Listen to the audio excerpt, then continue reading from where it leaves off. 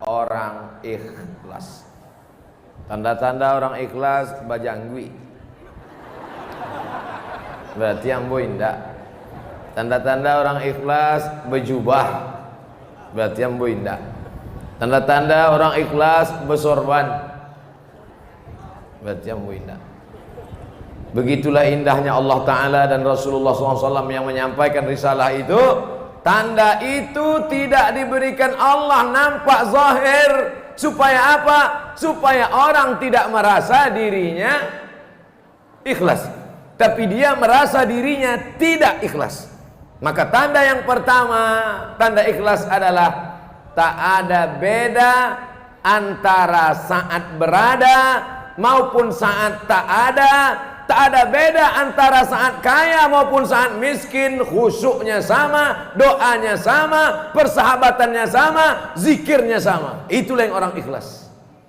Abdul Somad belum ikhlas. Ambo kalau sedang senang pendek ayat ambo, sikit sujud ambo.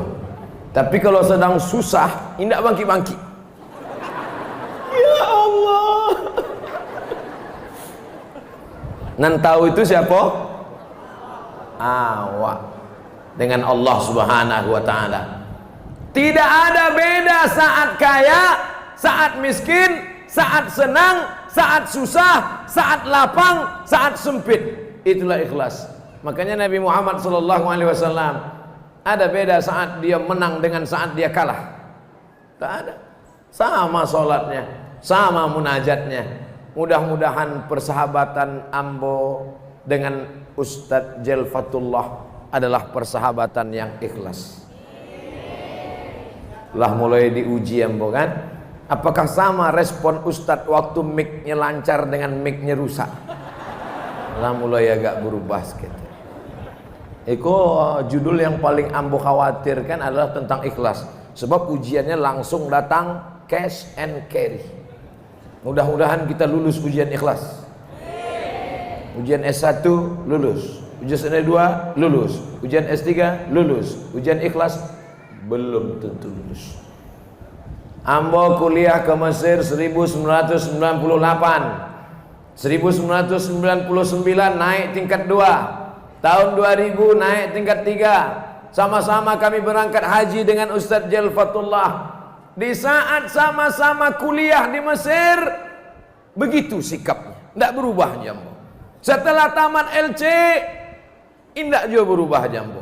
Ambo MA, inyolah Ustadz Gadang, ambo masih Ustadz Kete, tidak juga berubah. Sampai malam ini tidak pernah berubah persaudaraan kami.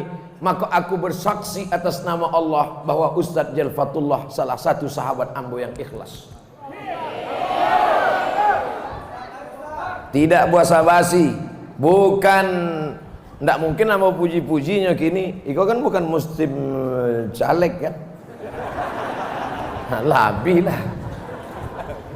Aduh kadang kawan-kawan niko, waktu awak susah inyo ramah, tapi waktu awak sanang inyo sakit hati.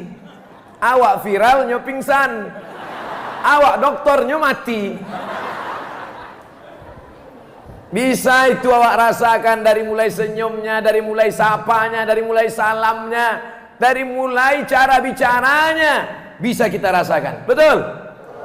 Tapi alhamdulillah, ambo bersyukur kepada Allah. Ambo mau ceramah ke bumi Minangkabau, mau berceramah di Padang, di Bukit Tinggi dengan syarat Ustadz Jelfatullah mau menemani, mau menasehati. Kalau ada salah, agi tahu ke ambo dah.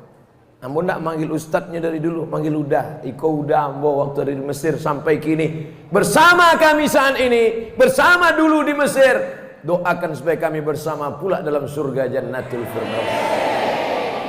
Kalau bapak ibu nanti masuk surga, insya Allah ibu masuk surga, amin. Bapak juga masuk surga, amin. Bapak ibu masuk surga, amin. Ketika kalian semuanya masuk ke dalam surga, dicari-cari. Di mana Ustadz Jaljo, Ustadz Somad? Kecik malaikat ini ndak ada di siku. Maka carilah di ruang VVIP.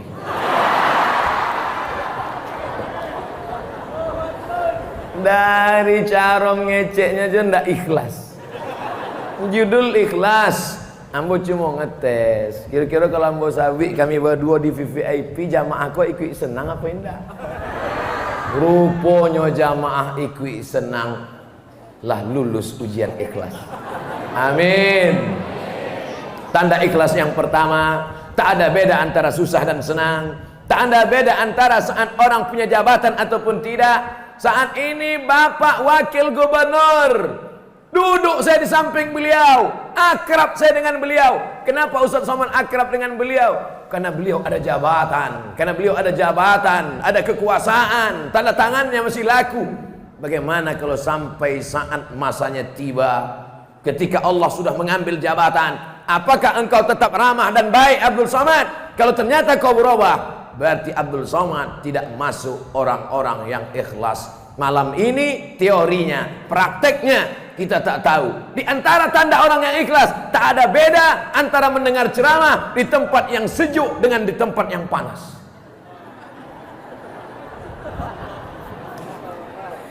Nan pertama mau kipes itu mulai berhenti. Enggak, tetap aja santai saja. Bapak Ibu yang dimuliakan Allah Subhanahu wa taala, saya terus terang jarang-jarang ceramah tentang ikhlas. Selalunya ceramah tentang sedekah, tentang wakaf, ya dana. Tapi malam ini diminta judul ceramah tentang ikhlas. Ada 5 poin yang ingin ambo sampaikan. Tadi di tepi pantai apa tadi namanya? Pokoknya pantai lah. 5 supaya kita lakukan terjauh musibah dan bala dari Padang, dari Sumatera Barat. Ambo anggap deklah tausiah ceramah tadi di tepi pantai. Bayangan ambo, malam iko paling 2-3 sab iko. Demi Allah, wallahi tallahi billahi, bayangan ambo jamaah paling-paling yang datang yang ama-ama lanah tua-tua. Sebab tadinya ndak taluk di pantai angin kan. Paling iko ibu-ibu saja. Rupanya Masya Allah masuk melimpah ruah. Ambo di pintu saya tadi lah cameh. Nan ambo cameh kan sepatu ambo ke Nan masuk ke masjid membawa sepatu, bawa sandal, buka gini. Najis, kotor, rusak masjid awak. Bayangkan itu. Rupanya orang bumi Minangkabau tak membedakan antara ceramah. Ceramah siang panas, ramai. Ceramah di tepi pantai tak ada karpet, ramai. Ceramah malam, ramai. Mereka mudah-mudahan termasuk orang yang ikhlas. Kadang ada nih kalau pengajiannya di masjid pakai atap, pakai AC, ramai. Di pantai penjual cendol saya mendengar sampai membuat cendol. Jamaah yang dimuliakan Allah, ya taruhilah itu ya.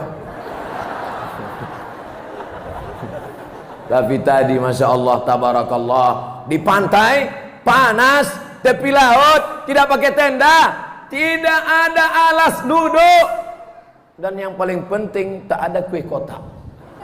Ramai malam ini di masjid, padahal tadi sudah ramai juga lagi.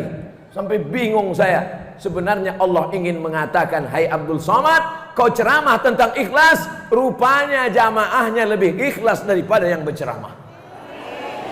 Amin puluh.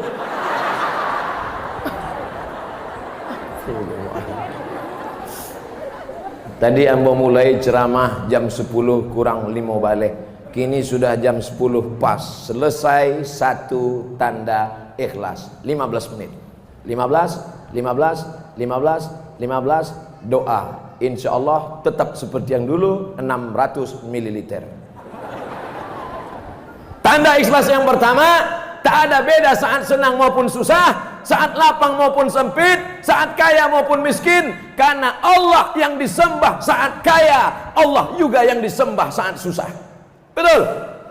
Allah yang disembah saat kita berhasil sukses, Allah juga yang disembah di saat kita susah, melarat, dihina, diinjak orang. Kenapa perlakuan kita berbeda?